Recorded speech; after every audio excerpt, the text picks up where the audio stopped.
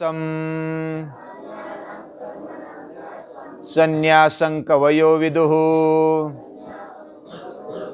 सर्वकर्म फलत्यागं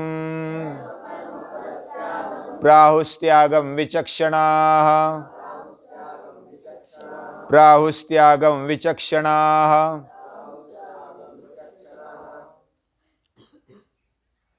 गीता के 18वें अध्याय तक हम पहुंचे। पहले अध्याय से लेकर के कुछ ना कुछ अभ्यास हमने किया। पहले अभ्यास में हमने अर्जुन का विषाद देखा। उसके बाद पहले 6 अध्याय में कर्म के बारे में ज़्यादातर बताया। फिर अगले 6 अध्याय में भक्ति के बारे में प्रधानता दी और लास्ट 6 अध्याय में ज्ञान की बातें भगवान कर रहे हैं।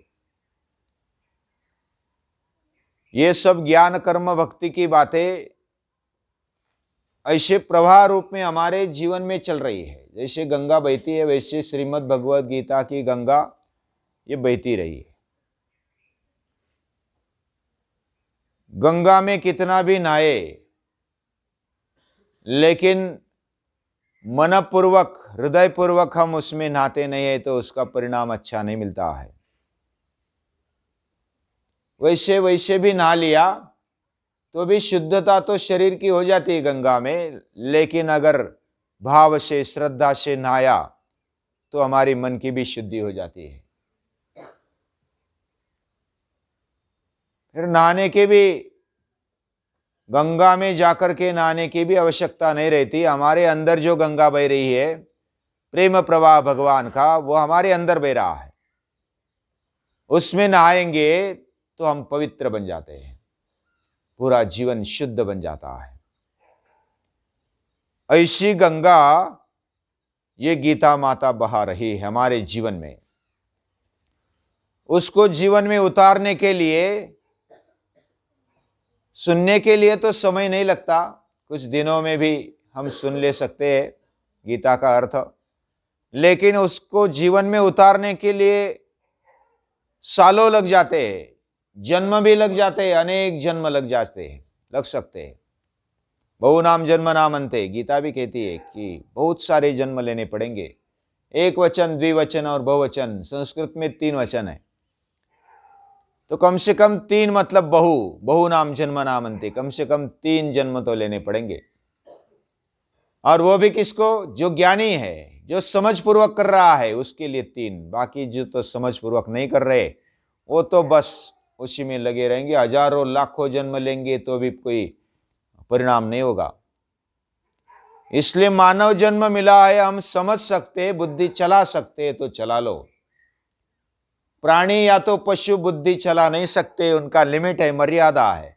वो सिर्फ खाने पीने सोने के बारे में ही बुद्धि चलाएंगे, उनकी बुद्धि मर्यादित है। हमारी बुद्धि अमर्याद है, ये मानव में विशेषता है।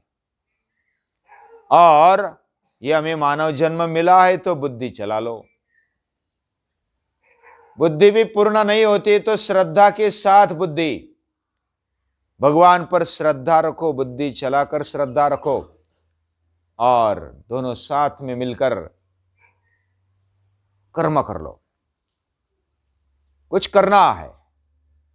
और ये जो करने वाली ज्ञान कर्म कर भक्ति वाली जो गंगा है वो हमारे जीवन में बहती रहनी चाहिए, उसको समय लगेगा। गीता के जो अभ्यासक है वो अभ्यासक भी वैसे बहुत सारे हैं, लेकिन आचरण में लाने वाले बहुत कम है, उसमें स्पर्धा कम है। स्पर्धा भी लगनी चाहिए, ऐसी स्पर्धा लगनी चाहिए कि मैं गीता का अभ्यास करूंगा, गीता कंठस्थ करूंगा, उसका अभ्यास करूंगा, जीवन में उतारूंगा, एक एक गुण जीवन में लाऊंगा। अभी पहले भी अर्जुन सन्यास की बातें कर रहा था कि मैं युद्ध नहीं करूंगा, बस छोड़ दूंगा, वन चला जाऊंगा। लेकिन उस समय जो भी सन्यास है उसकी पूरी व्याख्या अर्जुन को भी पूरी क्लियर नहीं थी और एक पार्श्वभूमि नहीं थी।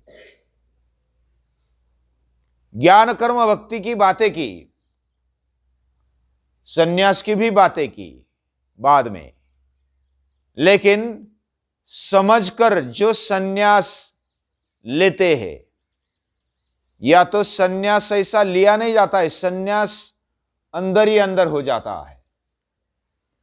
यानी हमारे बुद्धि में, मन में कामना वासना न रहना, ये स्वाभाविकता होनी चाहिए, तब सन्यास लेने लायक आदमी बनता है, ऐसा समझना चाहिए।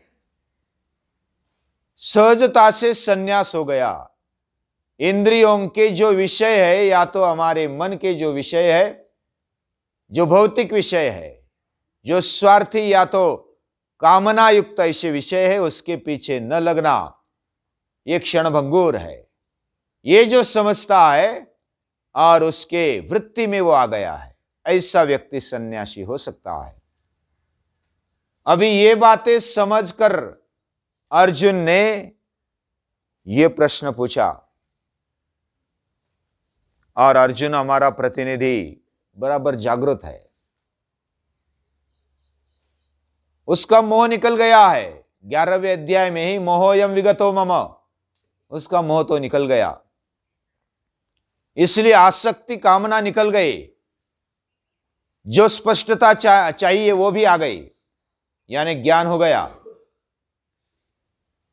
स्मृति आ गई। ये सब होते होते सन्यास की बैठक बनती, फाउंडेशन बनता है।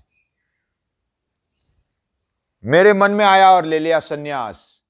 कोई स्मशान में जाता है तो अरे अरे ये देह बहुत क्षणभंगुर है, ये जीवन अच्छा नहीं है। बीमार हो जाते हैं तो अरे कुछ अर्थ नहीं है जीवन में, और अच्छे हो जाते हैं तो भूल जाते हैं। यानी हमें जो त्याग की वृत्ति आती है वो क्षण के लिए आती है, कुछ क्षणों के लिए आती है। स्मशान से आ गए तो स्मशान वैराग्य निकल जाता है। कोई ऐसी घटना देख ले, या तो पूरा खा ले, इतना खा लिया अभी पेट भर गया तो बस मुझे कुछ नहीं खाना है, 8 घंटे संन्यास लेना है, त्याग करना है। ऐसी हमारी त्याग की व्याख्या है।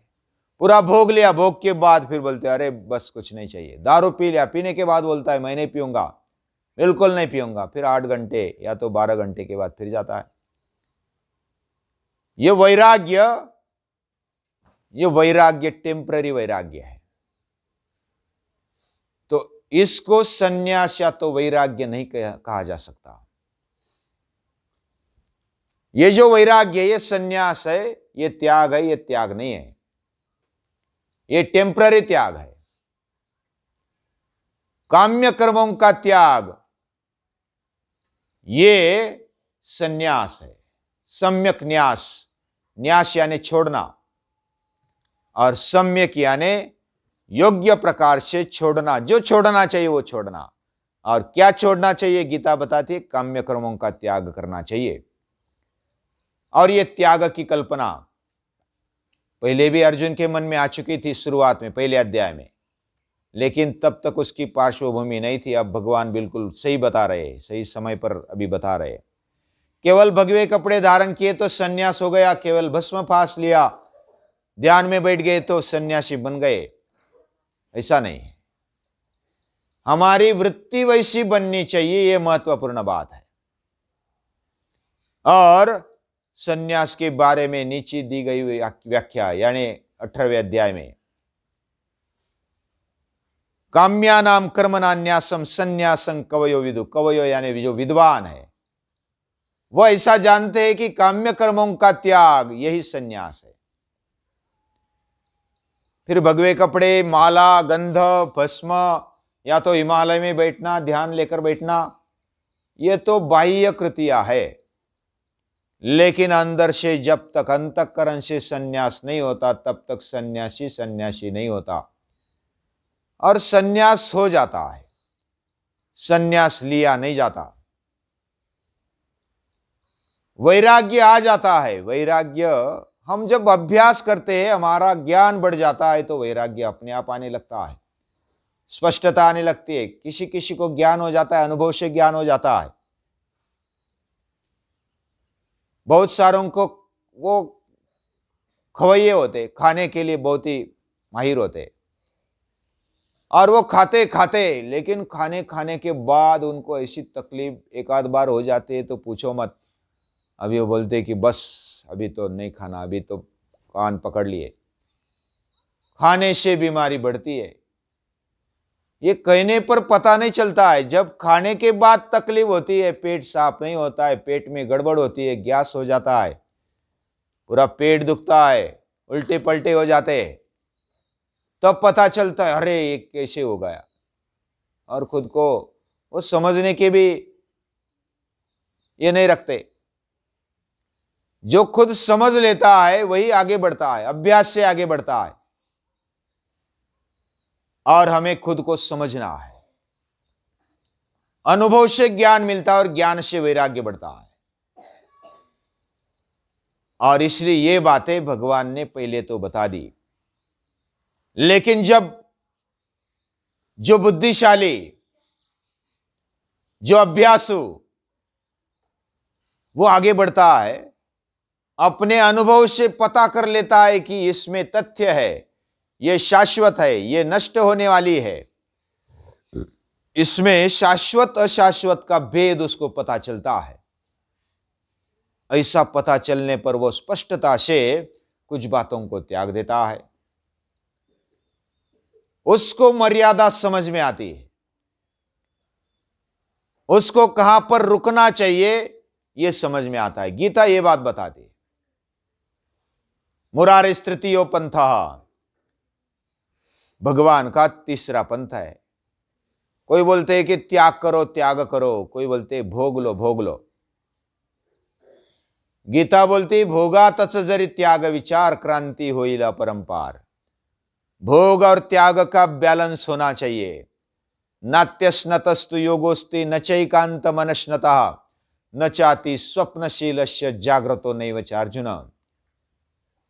ज्यादा खाने पर, बिल्कुल न खाने पर, ज्यादा सोने पर, बिल्कुल न सोने पर, ज्यादा काम करने पर, बिल्कुल न काम करने पर योग नहीं होता। बैलेंस चाहिए, संतुलन। संतुलन ही योग है। और ये भगवान श्री कृष्ण का तीसरा मार्ग माना जाता है।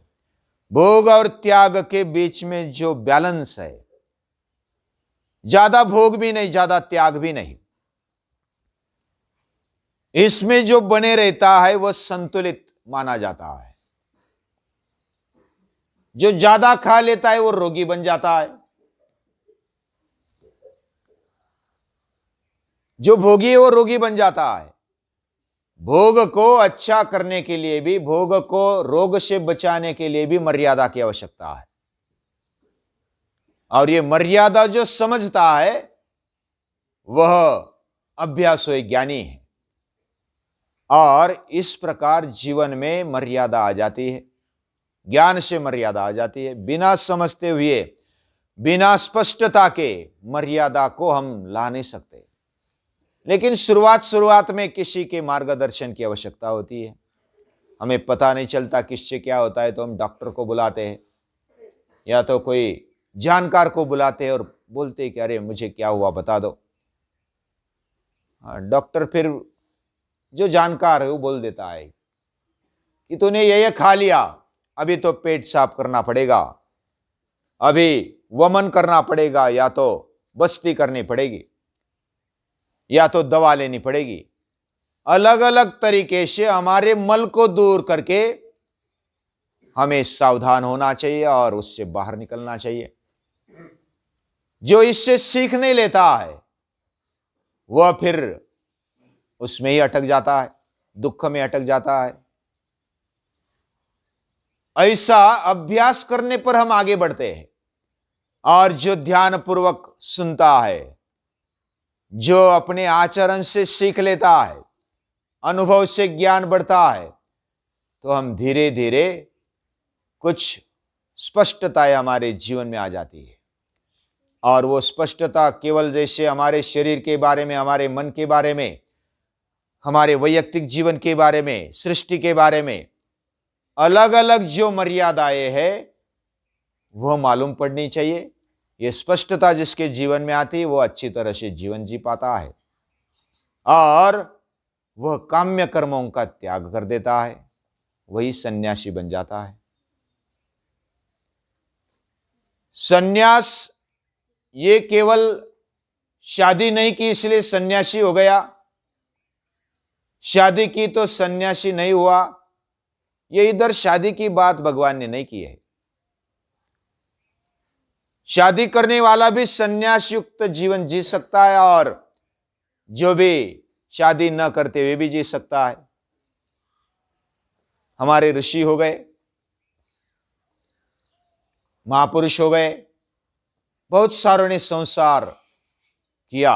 कृष्ण ने तो बहुत सारी शादियां की है और फिर भी वो ब्रह्मचारी है, फिर भी वो बहुत ही निर्मल है, निर्लेप है। यानी कीचड़ में रहते हुए भी जैसा कमल निर्मल रहता है, निर्लेप रहता है, वैसा रहने की कला जिसके पास आ गई वह गीता को समझ सकता है। अभी और बहुत सारी बातें, 18वां अध्याय ये पूरी गीता का सार है और ये सार समझेंगे, फिर से रिवीजन भी होगा और 18वें अध्याय में क्या क्या बताए वो देखेंगे आगे। आज के लिए इतना ही। नमस्कार।